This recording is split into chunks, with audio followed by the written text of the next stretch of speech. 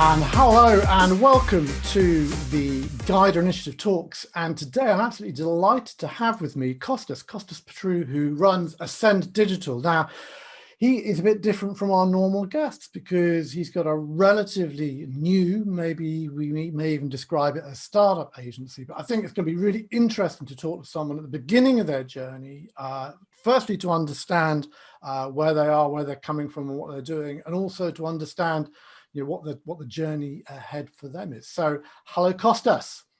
Hello, Robert. How you doing? Absolutely great. We're absolutely delighted to have you on board. And it's going to be a really good conversation because, as you know, most of the people who come on here are more experienced. It'd be really nice to have a different angle. My first question to you, just kicking off straight away, is what is Kostas known for? There's a few things, Robert, I'm known for. On a personal standpoint, I'm the son of a former British champion boxer, so he was very well known in the 80s. So that's one thing. That's a personal standpoint. I'm also a Amazon best-selling author. So that is actually when I will get into it in more detail. That's when I actually fell in love with digital marketing because I had to market myself back then. So those are the two main things on a kind of more personal / professional standpoint. And of course, being a startup in lockdown, people don't really start up a business when everyone else is locking down and shutting shop. So those are the three main things. Time when everyone's zigging, it's the time to zag. So right now, you're running Ascend, which has got like 3 or 4 of you in the business at the moment. Is that right? That's correct, yeah. Me, Chris, who comes from an accounting background, and a guy called Jonathan, who has more of a digital PR type background. So how long have you been running? How long have you been going? We set up, believe it or not, in March this year. And we all know what happened in March this year, don't we? That's absolutely perfect. So yeah, I remember March. I think we were doing open webinars every night from about 4 until 7 with people saying, I had a business with 25 people. We were doing hospitality, we were doing weddings, and it all disappeared. So, but actually, it is totally the right time. I've opened businesses in recession. It is easier in some senses because you're going in an opposite direction. So it's easier to get noticed. It's easier to get discovered. And I think that, too often what's become totally obvious and what makes you different from the other agencies at the moment is everyone's waiting for the new normal to return as if it's ever going to be 2018 again. And hey guys, it's not, and you don't know what 2018 was like. So absolutely. So in that sense, you're way ahead of everyone. So there's always a sort of a spark. I remember my very first business was a cafe, and I remember sitting really clearly in a well-known cafe in Bath as a student, looking at a piece of pizza and going, "Oh my God, I don't believe this! This is like 10p's worth of cheese and flour and 10p's worth of tomato and onions. That's like 20p, and maybe 20p to heat it, and they're charging £3.75. What a ripoff!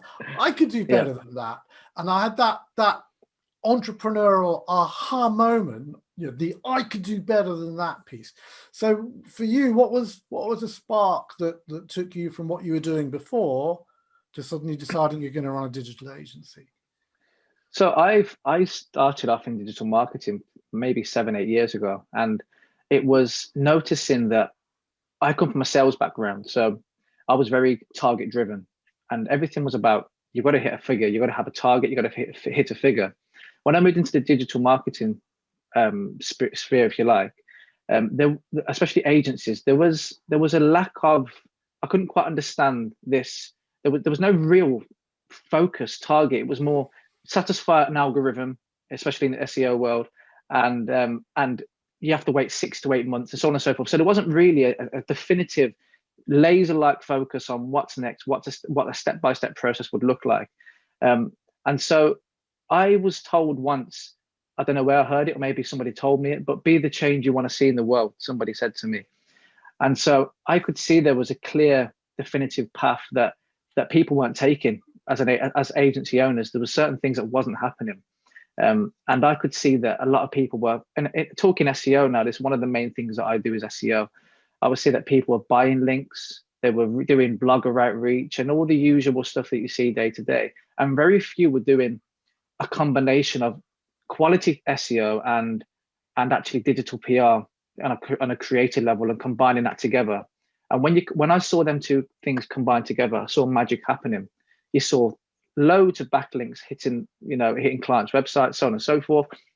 And so you didn't need to go out and buy these blogger outreach backlinks. You didn't need to go out there and spend money on this. If you actually had a bit of creativity about you from a search point of view, you could get these backlinks organically and also drive thousands. I mean, I've seen examples where a website 10 times its traffic by having one quality digital PR campaign.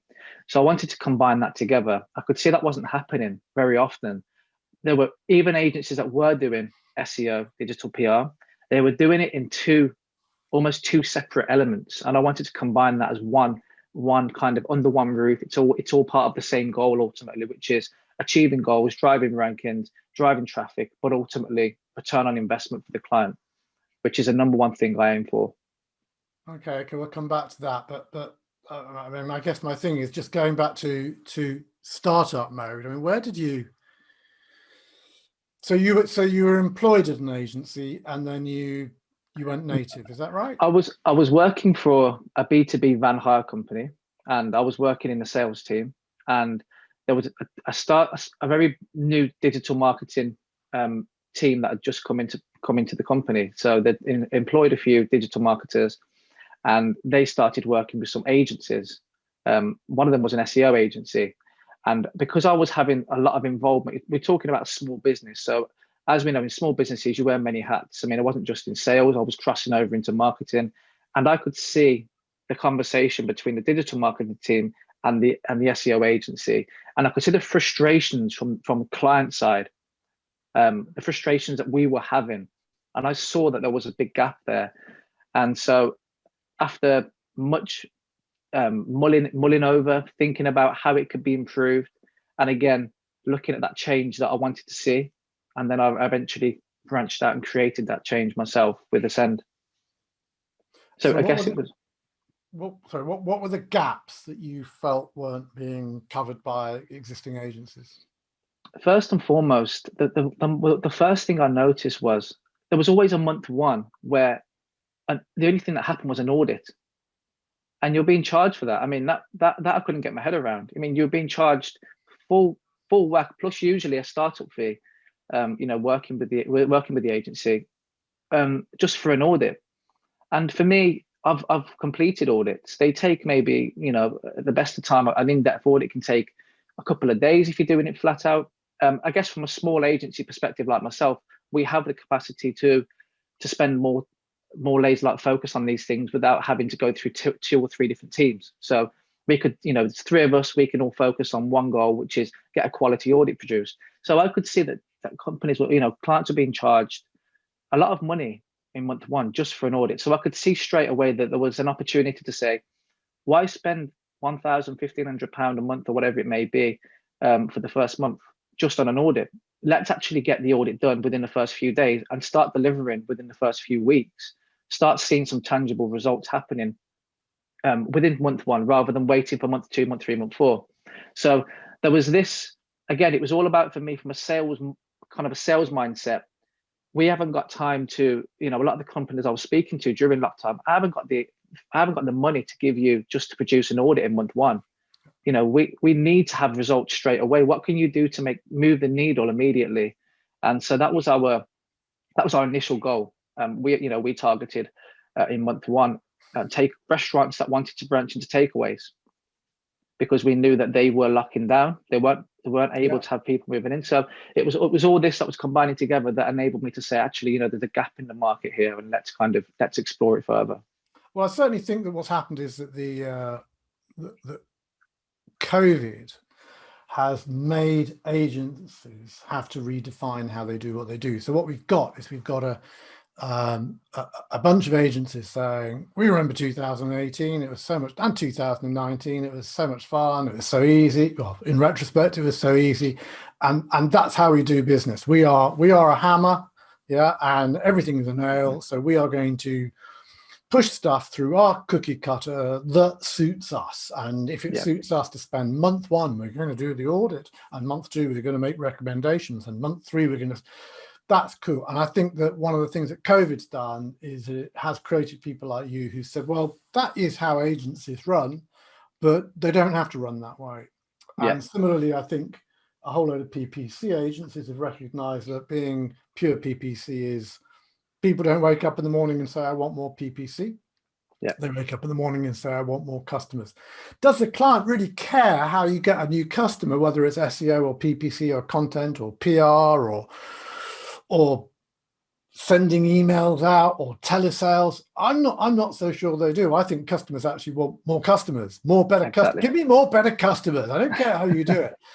So I think there's been a real challenge to the digital agency community about how we deliver. So that's great. So where, just out of interest, I'd be curious to know, I'm going to start up. I'm going to run my own business. Where did you go for advice? Initially online, and then I started connecting with other agency owners. I'm hoping that the 2 names I'm going to mention here won't mind mentioning them, but one of the most the largest inspirations for me was speaking to Aaron at Impression in Nottingham. Yeah, I know Aaron. Absolutely tall Aaron. I've never met him in person because I've only he's tall. He is. I mean, it's very tallest. But you do go. Hi, Aaron. You're tall.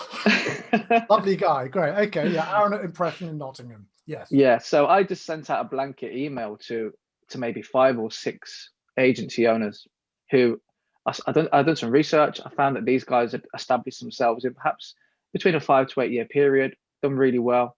And I wanted to get the blueprint, so to speak. And, you know, I'm not expecting them to share all their secrets, but Aaron was very, very willing to give me a lot of advice. And from March till today, I mean, Aaron just emailed me last night. We've been back and forth, and I've been asking him tons of questions, and he's been so happy to kind of help. And another guy called Dan, who he actually set up his own agency not long back as well. So he's got a lot more experience as an agency, from an agency background than I have, but he started up, I believe, a similar time to myself. So I've been asking Dan a lot of questions as well, and again, we're still talking to this day. So reaching out to people that have been there and done it is my main thing, and obviously I've been reaching out on the GYDA Facebook page, asking questions on there, getting good advice, good answers on there. So I mean, I don't need to reinvent the wheel. I just need to look at what people have done and then try and improve it. And that's what I've been trying to do. And what would you? I mean, I know it's so March, April, May, June, July, August, September, October. It's not been that long, but just already, you know, what would you have done differently if you knew what you knew now? What would you have done differently? I'm going to be really transparent about this, Robert. So when I first started the agency, I got my first client, and we wanted to get results quickly, so we could get a case study, so we could prove that we could do, you know, so we could prove that we were doing a good job. So we actually did a bit of black hat techniques in terms of getting backlinks, and yes, it worked, but in hindsight, I wouldn't have done it that way. So that was definitely one thing I would have done different in terms of how I dealt with getting results for my first client. But it was kind of, I need to get something done quickly so I can go out to market and show people what we can do. And now I've realized that's not the right way forward. And at the time when I was going to say, it's quite interesting because there's an NLP, neuro linguistic programming thing, which is about, you know, fake it till you make it. And it's like it's just, behave as if you run an agency employing 15 people, and exactly, and talk the talk and walk the walk, and then lo and behold, you'll be able to do it. I actually think it's really disingenuous because it's bordering Mhm. on, in my opinion, it's bordering on lying actually. Because Absolutely. Yeah.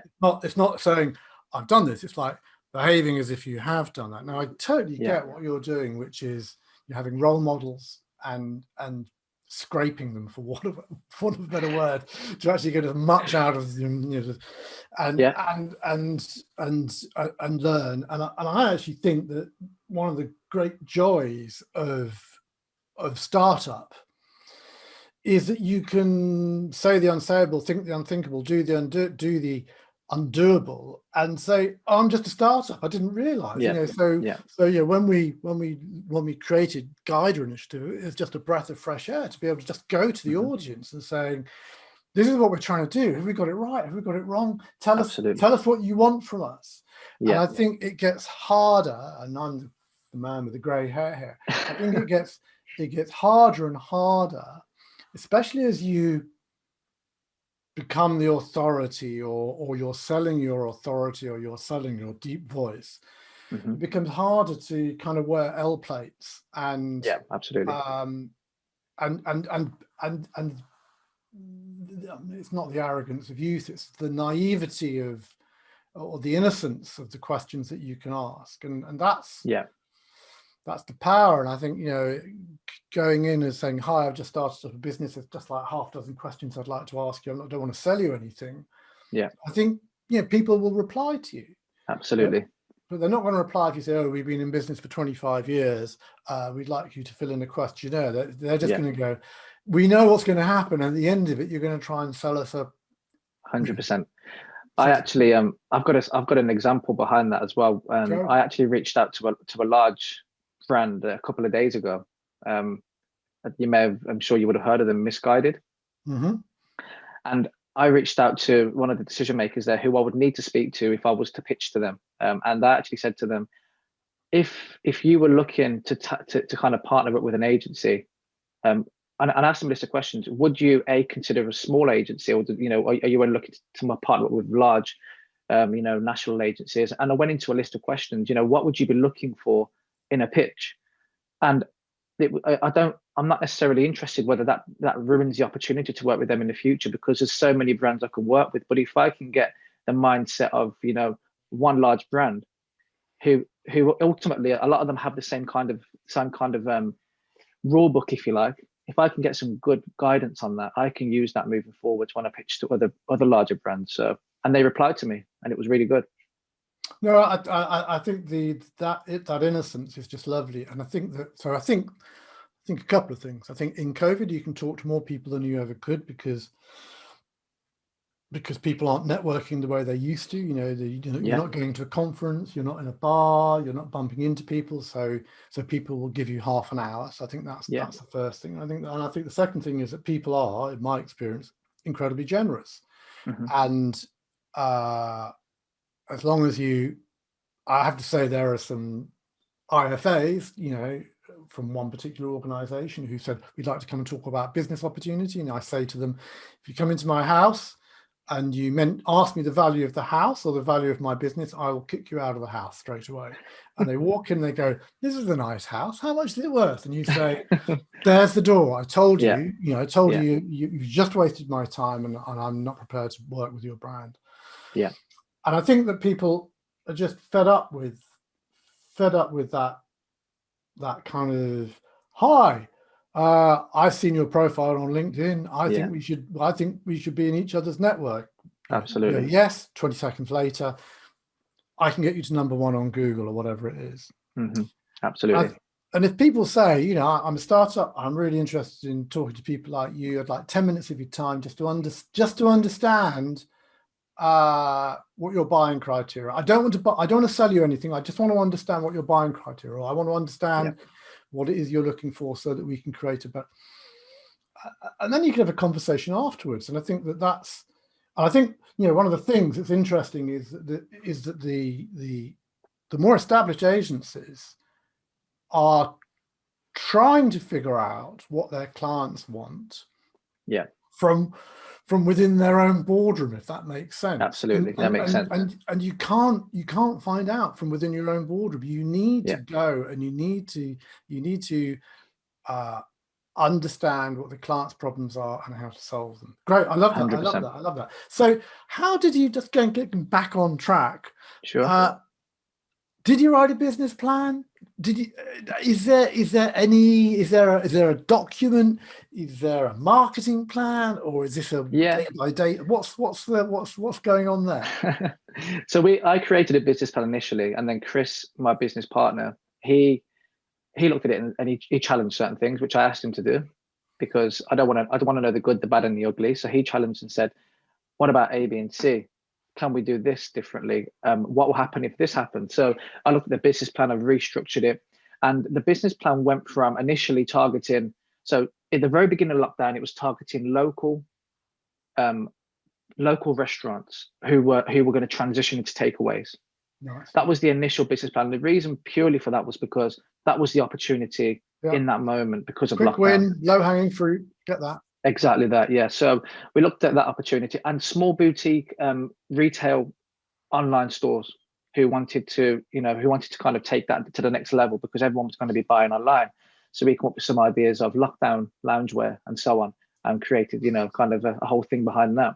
And they already had the clothes in stock. They already had the range. It was just how you marketed the message. So we put a spin on that, and we've done really well. So it was a case of, we did produce a business plan initially, but it's changed over the course of the past 4 to 6 months, because now we're moving into a more brand focused. We want to focus on building a brand, because we realize that's what the search engines really want. They're not interested in you just satisfying their algorithm. So we changed the business model to brand being at the center. And then as I say, initially it was local. We moved from local to more national client base, so looking for more national clients. And we do have focuses, but we're not niching in a sector per se, but we are focusing on sectors as we go along. So right now the focus is on the sporting brands. So the business model is basically saying, we're not going to restrict ourselves to one specific area, but we will focus on a specific area for a specific period of time. And then we can be flexible. If something spins off, an opportunity to spin off in other areas, we can look at doing that. And maybe when we grow a bit bigger, we will then niche into something that actually appears to be the thing we do best at. Nice. There's a book called The Thought Leaders Practice by Peter Cook, not the comedian. And they talk about taking a piece of IP, so that could be SEO, PPC, brand search, whatever it is. Taking a platform, webinar, presentations, facilitation, peer-to-peer, one-to-one, coaching, consulting, training, facilitation, and then client, marketing director, finance director, owner director, large business, small business. And he says that what you do, this is for general thought businesses, but it applies also to you, is you take the one piece of IP you want to sell, you select a platform. It's a bit like a slot machine. Take the platform that you want, and then you take the target customer you want to work at. And once you've established, we want to sell this via this to these people, his argument is you work on it for 1 quarter. And at the end of the quarter, you pull the handle again, look for your next best alternative and go for that. And his thinking behind that is that it's really easy to get £100,000 of trading going, because you only need 2 or 3 clients to actually get that piece going. Sure. But 50% will fail. Yeah. So therefore you need to top up the hopper with a new niche line and keep on going. So that's really, I mean, I really like that. I think that's really excellent.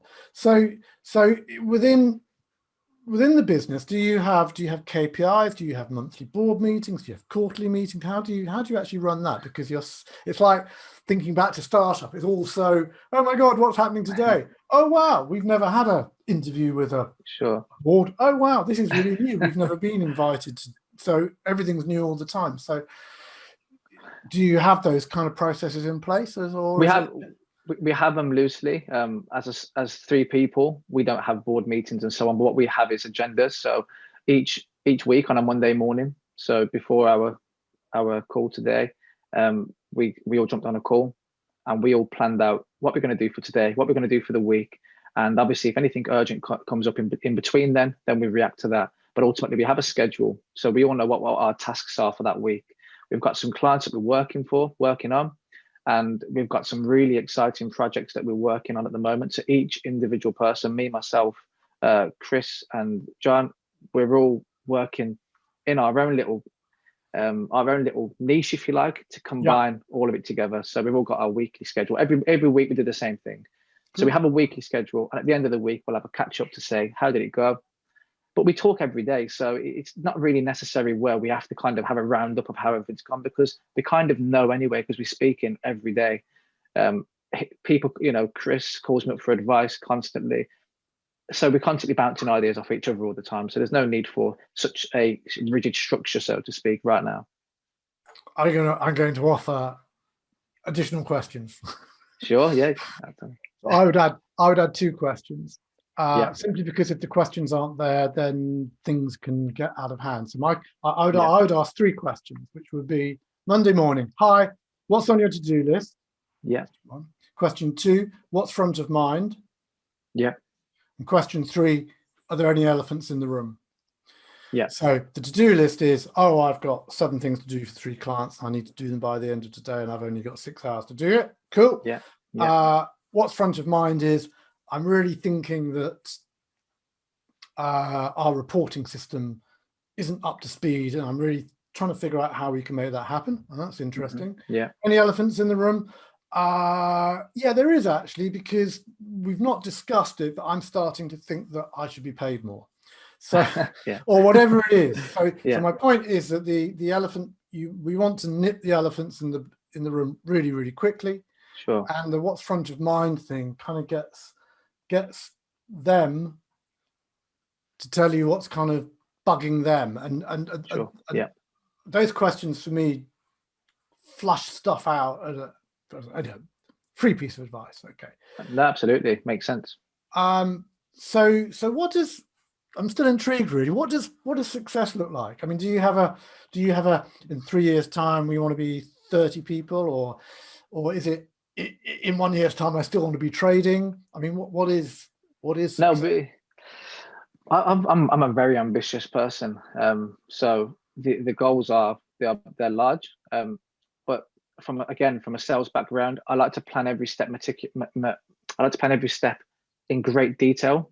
So it's not going to be a case of I've got a 10-year goal and I don't see anything else in between, and I'm just running blindly towards that goal. It's not like that at all. I've got a real large goal, which is within 5 years I want to be turning over £1.5 million. That's the goal. Yeah. Maybe some people may think it's unrealistic. Yes, I don't have a black book behind me, but I look at agencies such as Rise at 7, who I think we spoke off camera before about Rise at 7. Yeah. They do have perhaps a black book that they worked with when they started up, but ultimately there's still a lot of clients they had to acquire that they probably didn't have that relationship with, and they've done that through creativity and doing quality work. So yes, we have a big goal of 1.5 million in the first 5 years, and then after the first 5 years, moving on from there, we will look at the goals and say, where do we want to go next? I'm not looking at any exit strategy at the moment, but it's not saying that I'm not adverse to that moving in the future. It's just something that at the moment I want to build something long, sustainable. I want to build a culture. I want to build something that's special, and it sounds a bit cheesy and whatever, but I want to build an agency where people love to come to work. I used to hate going to work, and I don't want people to have that. So when I do build a team and grow a team, I want them to come to work and be happy there. And if I can try and find ways of doing that by letting them be creative, let them have a voice within the business, that's what I will do. See, I have this thing, you've probably heard me say it, that what makes the winners different from the losers? What makes, I meet people all the time who say, yeah, we set up the same time as Google. How many people are you now? We're 25. Okay, well, Google did a bit better than you, didn't they? The difference between the winners and losers, especially where you are, it's kind of a bit like that thing where, that thing where you look at when you hit the golf ball, it's like half a degree now makes no difference, but like 500 yards away, it's huge difference. Of course, yeah. And one of the things I find really interesting is if when you look at the winners and you say to them, so why did you win? And it's always in most of these dreadful books, which kind of go, we had a strategy, believed in our culture, we wanted to do things differently, we had a passion, we believed in the future. And you go, okay, right. And that's why you grew your business to 100 people within 5 years and you sold it out for 10 million pounds. And that's why you're now on your own private island. But the interesting thing is, if you talk to the losers, if you go to the graveyard of startups and say, when you started up, what were you trying to do? It's, we had a strategy, to plan, we had passion, emotion, but we got screwed over by a client who refused to pay us. But we had a member of staff who screwed us over, but it didn't quite. Oh, but COVID happened. But blah blah blah blah blah blah. Now the intention and the passion and the strategies are almost identical between the winners and the losers, but it seems that luck is what separates them out, because I know someone who created Facebook before Facebook came out, but sold it for a pittance because wrong time, wrong place, wrong blah blah blah. But it was the script for Facebook. And I just think it's fascinating that we look at these books by the inverted commas successful people without recognizing that actually their script for success is the same as the script of the people in the graveyard, if that makes sense. And I'm not in any way being disrespectful, because I think anyone listening to you will go, God, yeah, I remember when I felt like that. I remember when I wanted to run a place that people wanted to work, where people wanted to come to work. Now, what my staff don't understand now is that I'm so important and there's so much money and it's so difficult that so it's wonderfully refreshing to hear that. And in the past we've created programs where we have literally startups with blue chip companies, to remind the blue chip companies, you want to make the change, just go and do it. Well, how do you do it? Well, what you do is you just get a paintbrush out and you paint the room blue. You just buy a pool table and put it in the room. And the big companies go, oh God, well, that would need to go to board, and then it would need to go to sub board, and then we'd need to report to LA, and then LA would need, and it's just like, well, why didn't you go and do it? And the wonder of where you are, which is, you want to put up prices? All right, we put up prices. How did you do that? Well, they're just 10% more than they were 20 minutes ago. Oh, that's interesting. We want to report monthly. How do you do that? We just report monthly. I mean, what's the problem? Where is the problem? And I just think that's just fantastic. I remember we had a client, a hotel client, and I had some MBA students. This is when I was working at Warwick, and one of the MBA students said, "So tell me." Her name was Teresa. What is your communication strategy in the hotel? And she said, we talk to each other, and it's like, it's so obvious. I think people like to make things more complicated than what they are.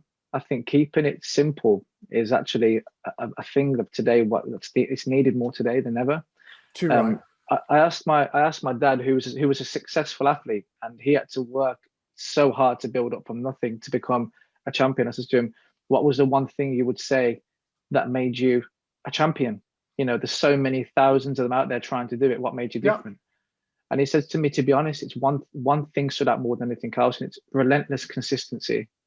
He said, just be consistent. When you don't want to do something because you're tired or whatever it may be, just do it, because that's when everyone else is quitting.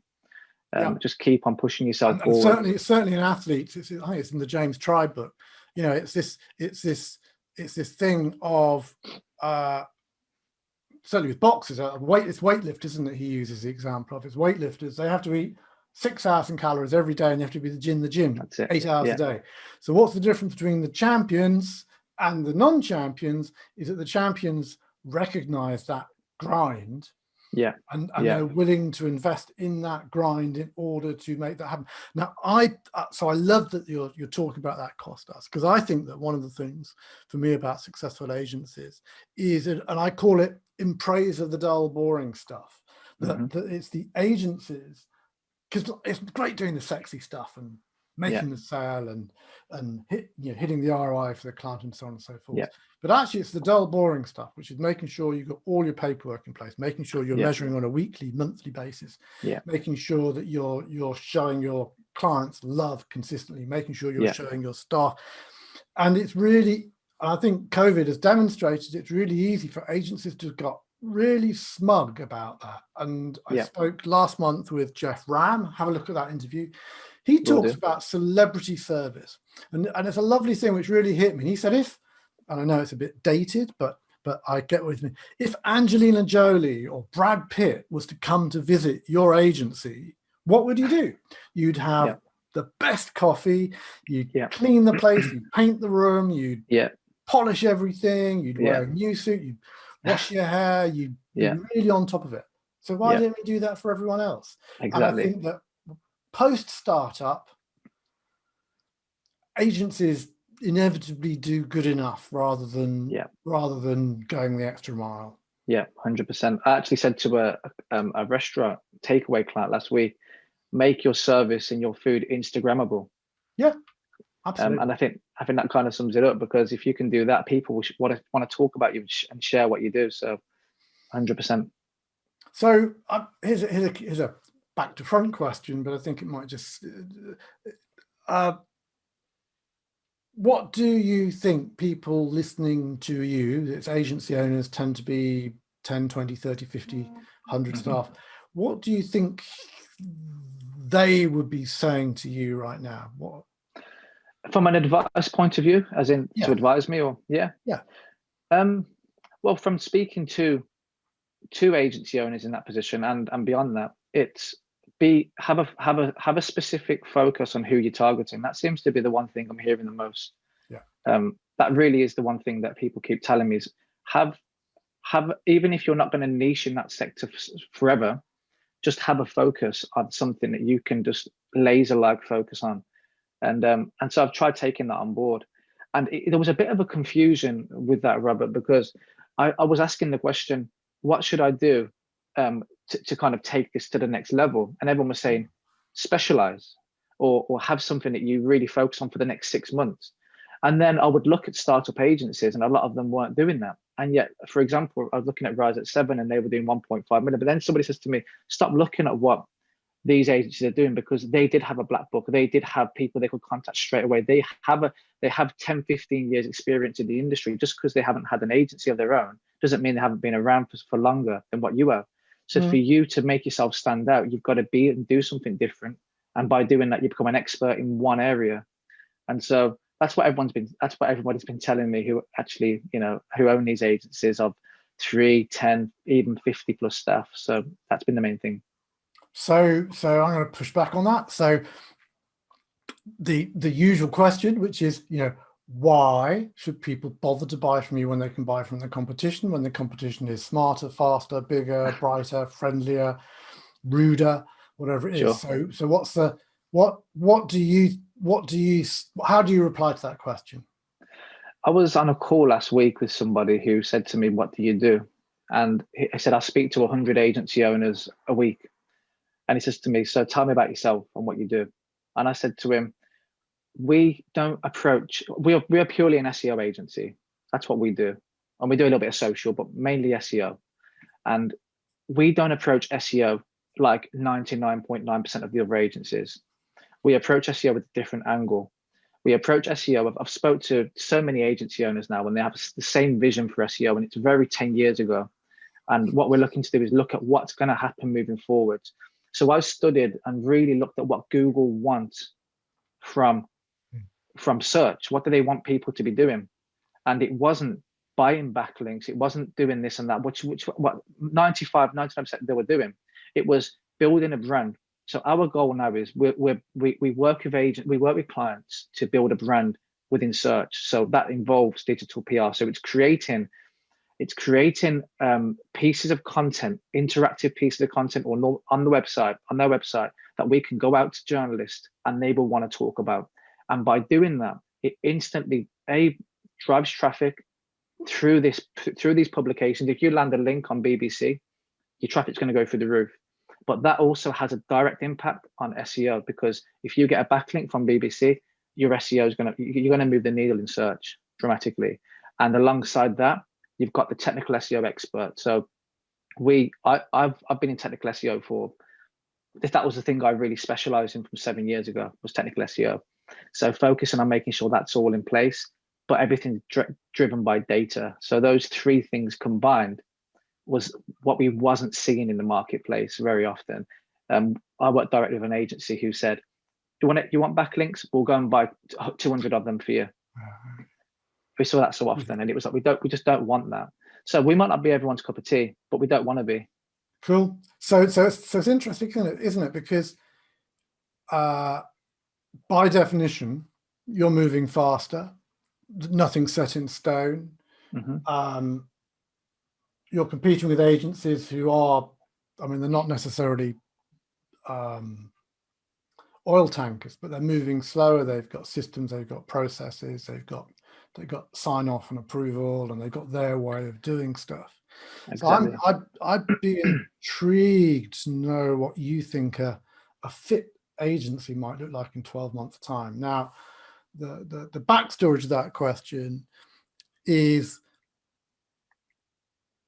everything is moving. You know, every part of the jigsaw is moving. Video, yes, no. Video advertising, yes, no. SEO, content, PR, PPC. Google was the only gig in town 5 years ago. Clearly, it no longer is. It's been, you know, for 10 years, we've been told this is a year of mobile. For the last 5 years, we've been told this is a year of video.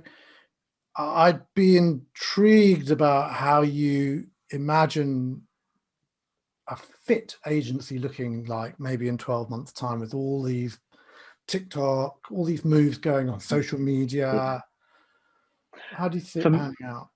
For me, from an SEO agency standpoint, I see two major things. I see this shift from traditional, as I mentioned earlier, traditional SEO type work into a more creative SEO type work. So agencies will have to move forward and actually offer more than what they're offering to clients, because there's another thing that we offer from agencies: speed. I can get a call from a client and action something immediately. And I think you touched upon that just a moment ago, where with the larger agencies, it has to go through 3 or 4 different teams. And we don't have that. So we can get something done 1 week, 2 weeks quicker than the average agency, because we can respond immediately, which makes us, obviously, at this moment in time, much more responsive. But in regards to that, you know, where do we see agencies in the next 12, 18 months? Definitely, they have to move into a more creative element of how they deliver their work. And also having a more client-focused element, rather than looking at what they do good. What is it the client does good? Because ultimately you're marketing that client. So you need to focus on what they do well, and you're going to put that message onto the forefront. It's not all about what we do well. As marketers, we have got to look at what they do well, because that's the message we're going to look to portray for them. And that's what we try to do. It's having 2 ears and 1 mouth, so to speak. We listen twice as much as we speak. We digest the information, and we try to create campaigns based on what they do well, what's their USPs as a client. Love it, love it, love it. So I guess my question is what are your final question, I'm afraid, because our time is up. My final question is, what are your pearls of wisdom? What are the one-liners that you work from or work to? What are the golden nuggets? What are the things that you'd like to share? I'd be really intrigued to know what your reply is. Okay, so around 8-9 years ago, I was desperate to speak to James Khan from Dragon's Den, as he's an investor. I'm sure you probably would have heard of him. And something that I've never been fearful of is rejection. I called him 36 times in one day, and eventually the reception staff got so fed up with me, they put me through to him. And I spoke to him directly on the phone, and I said to him, I want investment. What is it you're looking for to invest? What do you want from a business you're going to invest in? And he said, first, read my book, because I've got a lot of information on what I want, what I see in businesses. And secondly, once you've read my book, I want you to create a plan whereby you observe the masses and do the opposite. He said, that's my number one thing. He said, if you observe the masses and do the opposite, because if you just keep doing what everyone else is doing, you're going to be no different to everyone else. So he said, that was the one thing that stuck with me. He said, observe the masses and do the opposite. And the other thing was, as I mentioned earlier, the one thing that my dad says to me was relentless consistency and do everything small, excellent. That's what he said to me. So all the small things that people cut corners on, you be the person to do them exceptionally well. And all those small things will add up to a much bigger vision. Love it. Absolutely love it. Well, Kostas, you're certainly one to watch, and it's going to be awesome in 3 and 5 years' time to look back on this interview and see that you've knocked it out of the park. Absolutely. Or ... any permutation of the other stuff. So we wish you every luck. It's been absolutely great talking to you, because it's given us a really refreshing insight into why we do what we do. And I just think that too many agencies, they're run by tired grey, mainly men who've forgotten the energy and enthusiasm and the passion that you have when you start up. Absolutely. 100%. So, Kostas, thank you so much for being an absolutely excellent interview guest. Thank you very much. Thank you, Robert. Great. Thank you for your time.